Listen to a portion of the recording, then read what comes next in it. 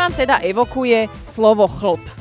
No asi to, že odstrániť. Prirodzený vlas, dajme tomu. No. Nepríjemný je, keď sa dostane do úst.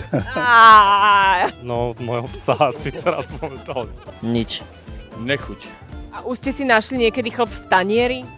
Ale áno, madam. Pardon, bolo to nepríjemné, nechutné. Čo ti evokuje slovo chlp? Dennú realitu asi. Kde je chlp, tam je chuť. Na psovi je pekný, ale ináč na človeku nie je až tak veľmi. Nechutenstvo. Kde by sa podľa vás ženy mali holiť? Takže ženy by sa mohli všade. Všade. Všade, kde sa len dá. Všade tam, kde potrebujú. Kde by nemala žena zarastať? Všade nie. Iba na obočí by mohla zarastať. Kde sa vám nepáči, keď muž zarastá? Na chrbte. Mne sa líbí chlapec s chlupama. Je mi to jedno, keď to vyzerá dobre. Asi nevadí mi nič možno. No podľa toho, či je to žena alebo muž, no tak u ženy aj na nohách je to dosť nechutné, ale tak pod pazuchami klasika. To, čo je vidno a to, čo aj není vidno, no. Chrbát. Kde by podľa vás nemal byť zarastený? Mal by sa holiť, ja neviem, pod pazuchou? To je fešák.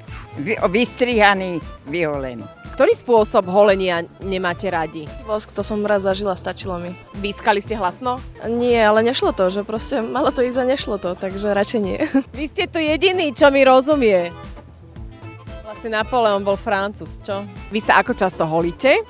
Madam, každý druhý deň, lebo som čašník. Podľa toho, či je leto alebo zima, ale tak v lete samozrejme častejšie, možno aj každý deň. Ja som sa teraz neholil asi 2 týždne.